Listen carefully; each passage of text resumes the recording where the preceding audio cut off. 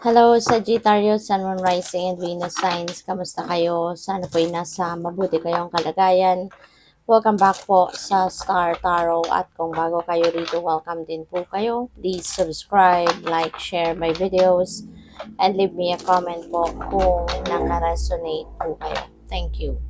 So, first card po ni Sagittarius, we have the Two of Pentacles. Ayan. So, o pwedeng ano kayo ngayon, baka merong hindi lang iisang opportunity, pangkaperahan ang maaaring kumakatok sa inyo sa ngayon.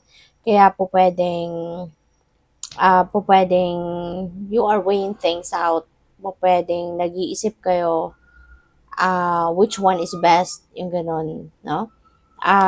Po pwedeng ginajuggle ninyo sa isip mo sa ngayon, ano, alin kaya dito yung best para sa akin, anong kukunin ko, something like that. Maaari din na this is multitasking.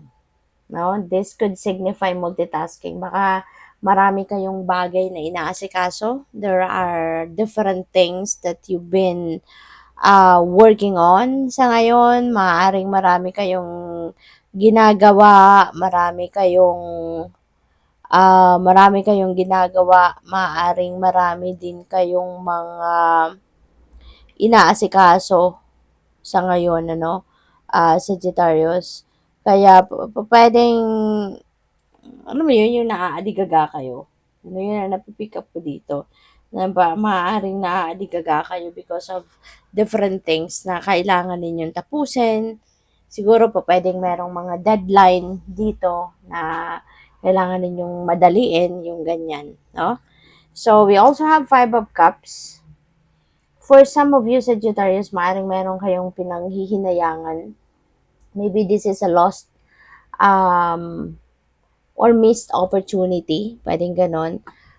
Pero, alam mo, wag kang mag-alala kasi kung meron man, kunyari kayong na-miss na oportunidad, nawala yan sa'yo or hindi napunta sa'yo because, it's simply because, no, hindi yan para sa'yo. Kasi unang-una, kung yan ay talagang para sa'yo, hindi hahayaan ng universe na ma-miss mo yan.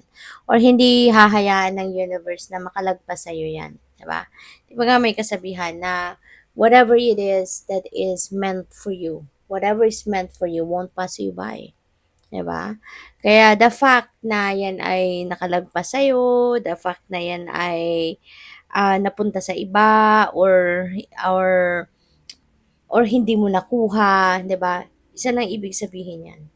Hindi 'yan para sa Puwedeng hindi 'yan para sa sa ngayon at sa ngayon or hindi talaga 'yan para sa at all.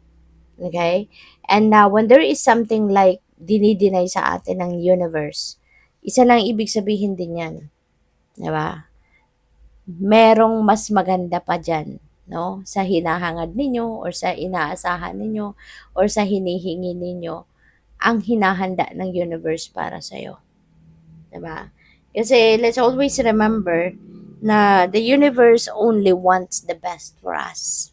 Diba? Kaya nga, you really can't settle for less. Diba? Hindi ibibigay sa'yo ang isang bagay na hindi mo deserve or hindi para sa'yo or hindi meant for you. Diba?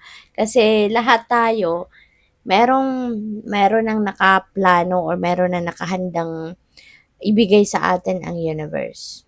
Kumbaga sa picture na, nandiyan na yan, nakapicture na yan, nakadrawing na yan sa palad natin, kung ano ang para sa atin. Kaya sana wag na kayong malungkot, wag na kayong magmukmok, diba? Kung may mga bagay na hindi napunta sa'yo, or may mga sitwasyon na hindi ninyo na-experience. Kasi, there is something else na para sa'yo. There is something way better than that, no, na para sa'yo. Okay? So, kaya sa ngayon, just focus on what you have right now in your life. Kasi yan, sigurado ka na yan ay para sa'yo. So, what else? We have flowers. Ayan. This is really beautiful, no? Pagdating naman sa relationship, love life, ganyan. Kasi baka ngayon, baka kung single ka pa lalo-lalo na, baka magka-love life ka na sa ngayon. 'Di ba? Baka meron ng dadating na soulmate mo, twin flame mo, or yung eternal love mo. baka ito na yung time, no, na ma ito na yung time na ma-experience mo na yung pagkakaroon ng love life. Or kung nasa relationship ka naman na, pupuwede na,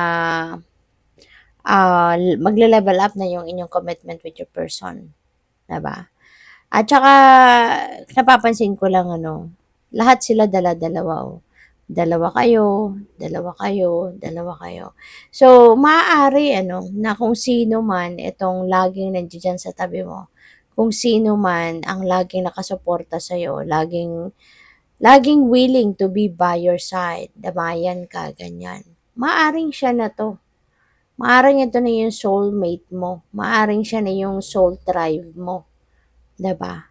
So, kayo na lang ang tanging makakaalam din 'yan, 'no. Mapapatunayan ninyo 'yan kung gano'n nga ang sitwasyon, 'no. So, by the way, maraming salamat for subscribing, and if you haven't subscribed yet, subscribe na kayo. And also, maraming salamat din for not skipping the ads. Malaking bagay yan sa akin. And also, please click the join button sa baba ng video kung gusto ninyo na mag-join sa membership.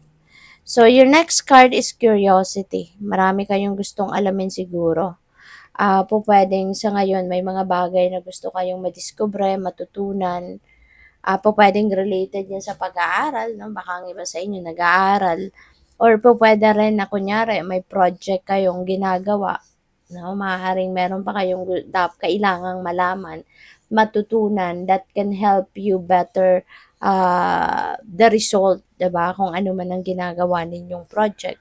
Or decision making. Baka meron kayong gustong malaman pang mga impormasyon na maaaring makatulong, sa inyong pagdedesisyon so that you can make a good decision. So you will come up with a sound and fair decision, no? So go for it. Kung ano man ang gusto ninyong malaman, sige, gawa ninyo ng paraan, 'di ba? Alamin ninyo. So we have death energy. Death is an ending and beginning energy, So this is really good. Kasi pwedeng meron kayong marirealize na sa buhay ninyo sa ngayon na it's about time na for me to release this. It's about time na for me to let this go so that I can move on with my life. Kasi pwedeng yung death energy na to related dito sa Five of Cups. 'Di ba?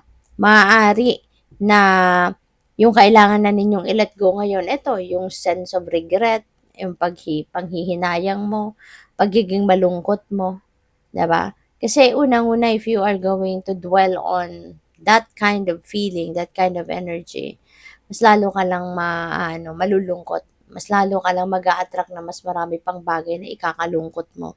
Marami ka pang maiisip, no, na lalo ka tuloy malulungkot. Kaya maybe it's about time na for you to put an end to that. It's about time na for you to release it so that you can welcome something positive, no, sa buhay mo, 'di ba? Kasi 'di ba, yung death, transformation energy ito. So, kailangan mo ng baguhin ang nararamdaman mo, baguhin ang sitwasyon mo, baguhin yung path na dinadaanan mo sa ngayon, no? So, we have spirit. Maaari sa ngayon, Sagittarius, na um, siguro the veil between you and the spirit realm, no? Maaring napakanipis. O ano man yung mga pinagdadasal mo siguro, parang ang bilis, nararamdaman mo, ang bilis ng sagot, 'di ba? Kasi malakas yung mo ngayon, yung relationship mo with God, with the rest of your spirit team. So pupuwedeng gano'n. Maaari din na meron kayong mga ngayon, maraming mga intuitive messages, nudges, signs, omens, mga ganyan na napi-pick up ninyo. That's why you can feel na you are in sync with the spirit sa ngayon, no? So good luck. Thank you for watching. Love and light. Namaste.